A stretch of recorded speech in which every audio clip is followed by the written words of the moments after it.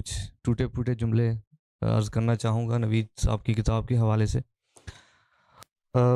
تابدان حال ہی میں شائع ہونے والا غزلوں کا مجموعہ، جس میں مصنف شاعر نوید ملک صاحب ہیں، ان کے تابدان پڑھتے ہوئے چند ایسے احساسات سے روشناس ہوا جو شاید اس کتاب کی ہی تاثیر ہو سکتی ہے۔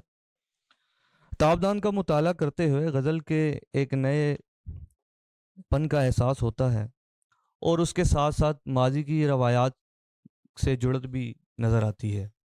یعنی اگر دیکھا جائے، جس کا آج کل ہم بہت ساری تھیوریز اپلائی کرتے ہیں ادب پہ، پوسٹ ماڈرنزم، ما بعد جدیدیت، تو کہیں بلکہ بہت ساری جگہوں پہ یوں محسوس ہوتا ہے کہ بالکل وہ شکل نظر آتی ہے یہ کتاب پڑھتے ہوئے، کہ جہاں آپ قدیم روایات سے بھی منسلک ہیں کسی نہ کسی صورت میں، اور جو جدید معاملات ہیں ان کی طرف بھی دھیان ہے۔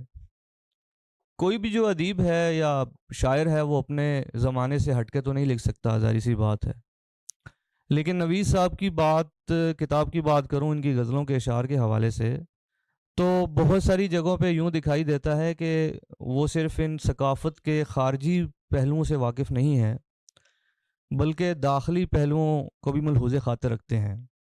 جیسے ان کی غزل کا آغاز ہی دیکھیں تو نبی کریم صلی اللہ علیہ وآلہ وسلم کی شان کے حوالے سے بات کرتے ہیں۔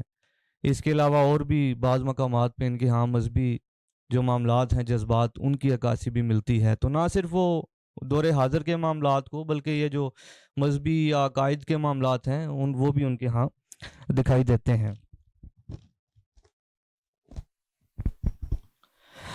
پھر دوسری بات جو ان کی بہت اچھی ہے اس کتاب میں، وہ ان کا اسلوب ہے کہ نئے الفاظ کو اس پرانے اسلوب کے ساتھ اس طرح سے جوڑ دیتے ہیں کہ اس میں نہ تو زیادہ قدیمیت کا احساس ہوتا ہے اور نہ جدیدیت کا، کہ وہ اسی کا حصہ بنتے ہوئے نظر آتا ہے۔ اور بہت سے ایسے الفاظ جو عموماً شعراء حضرات استعمال نہیں کرتے اور روایتی جو روشیں ہیں اس پہ ہی چلتے رہتے ہیں، اور وہ جدید مضامین کو اس طرح سے بیان کرنے سے قاصر رہتے ہیں، جن کو نوید صاحب نے بڑے خوبصورت انداز میں بیان کیا ہے۔ جیسے ان کے ہاں جو پرانے ستارے ہیں وہ چراغ، دیار، صحرا، کاسا، متا، ادو، کوزہ گر، یہ جو پرانا ہمارا اسلوب ہے اس کے علامتیں، ستارے ملتے ہیں۔ اسی طرح سے جدید جو الفاظ ہیں وہ بھی ان کے ہاں ملتے ہیں۔ جیسے ان کا ایک شعر ہے، ہمارے بعد ہر موسم اڑانے پڑھ کے بولے گا، کئی پنچھی زمانے میں مہماتی بھی ہوتے ہیں۔ اور واقعی ان کی جو مہم جوئیاں ہیں وہ نظر آتی ہیں، موضوعات کے حوالے سے، اسلوب کے حوالے سے، بحروں کے حوالے سے۔ ایک اور شعر ملاحظہ فرمائیے، فائلیں کھلیں گی جب یار ہر زمانے میں، سب چراغ آئیں گے روشنی کے کھاتے میں۔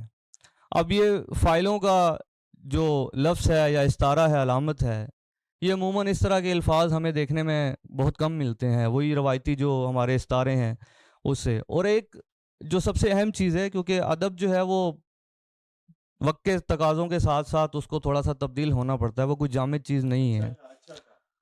بہت سارے ایسے الفاظ یا استعارے اگر ہم بحیثیت استاد پڑھاتے ہیں طالب علموں کو، تو پہلے ہمیں اس کی پوری شکل بنانی پڑتی ہے، کیونکہ اگر موجودہ زمانے میں چراغ نہیں ہے تو پہلے چراغ کی شکل وضع کرنی پڑتی ہے، پھر ذرا اس کو آسانی سے سمجھایا جا سکتا ہے۔